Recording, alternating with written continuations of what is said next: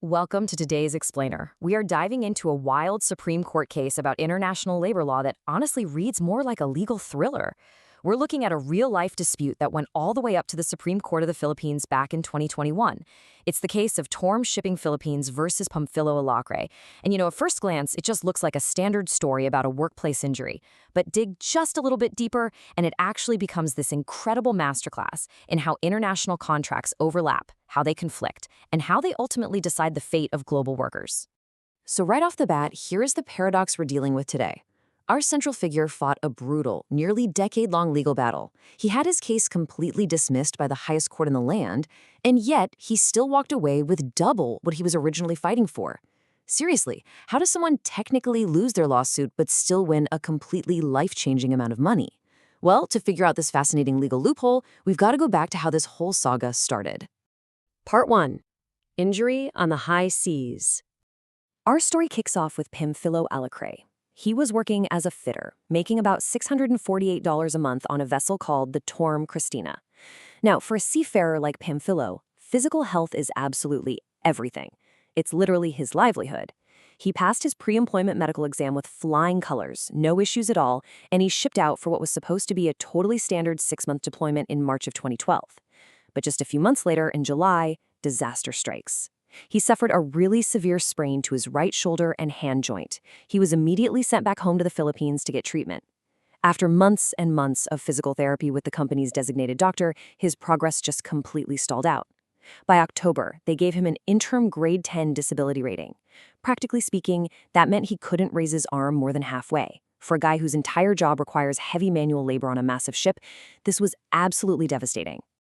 But Pamphilo wasn't just going to give up. He went out and got a second opinion from Dr. Venancio Gardus, an orthopedic specialist over at St. Luke's Medical Center. And Dr. Gardus's assessment? It was much, much more severe. Even after Pamphilo finally underwent shoulder surgery in February of 2013, the specialist handed down a grade 3 disability rating. He concluded it would be outright impossible for Pamphilo to ever return to work as a seaman. Just like that, his maritime career was over. Part 2. The $60,000 legal battle. Steering down the end of his career and the total loss of his income, Pamphilo took action. He sued his employer, Torm Shipping, aiming for the maximum total permanent disability payout allowed under standard Philippine regulations. And this kicks off an absolutely chaotic legal journey. At first, it looks like a clear win. The labor arbiter rules in Pamphilo's favor, awarding him $60,000.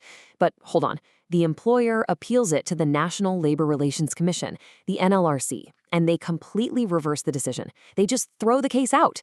So Pamphilo appeals that decision, taking it up to the Court of Appeals, who flip the decision yet again and reinstate his $60,000 award. Talk about a brutal legal roller coaster, right? But you've got to wonder, why couldn't any of these courts agree? Well, the answer actually lies buried in the paperwork. Part 3. A Tale of Two Contracts.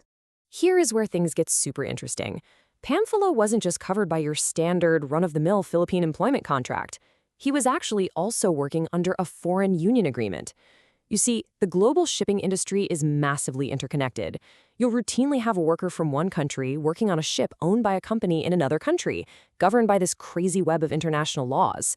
So, on one side, we have his standard Philippine contract, the POEA-SE. That's the one that caps permanent disability at $60,000. But on the flip side, we have the Danish Collective Bargaining Agreement, or CBA. Now get this, even though this Danish CBA had technically expired back in 2010, the court recognized it was still fully in effect because neither side had ever officially given notice to terminate it. And it's this Danish contract that drops a massive plot twist into the story.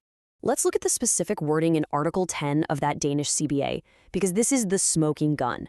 It literally states that when handing out compensation under the Philippine rules, any entitlements won under the Danish Industrial Injuries Act must be, quote, set off. Okay, if you're not a lawyer, you might be thinking, what on earth does set off mean? In plain English, a set off just means you can't double dip. If you win compensation money from one jurisdiction, you have to subtract that amount from whatever you win in the other jurisdiction. It is just basic subtraction, so you don't get paid twice for the exact same injury. But to actually do that math, we need to find out exactly what Pamphilo was entitled to under Danish law, right? Part 4. The Danish Award Twist. Get ready for this. While the Philippine courts were endlessly fighting over his $60,000 payout, a totally separate legal proceeding had quietly wrapped up thousands of miles away in Denmark. The Danish National Board of Industrial Injuries had been independently reviewing Pamphilow's medical files this whole time, and their conclusion? They handed down a staggering total award of over 121,000 US dollars. No joke. And that money was deposited directly into Pamphilow's bank account at the Bank of the Philippine Islands. It turns out the Danish authorities viewed his injury a whole lot differently than the Philippine courts did.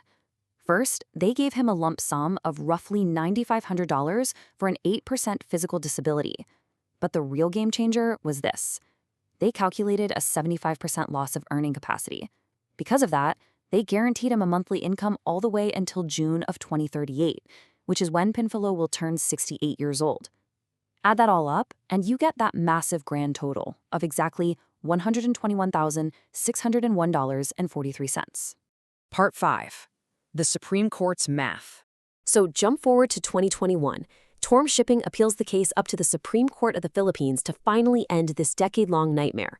And what do? They bring the receipts from the Danish award, and they point right back to that set-off clause. At this point, the Supreme Court's job just becomes elementary school math.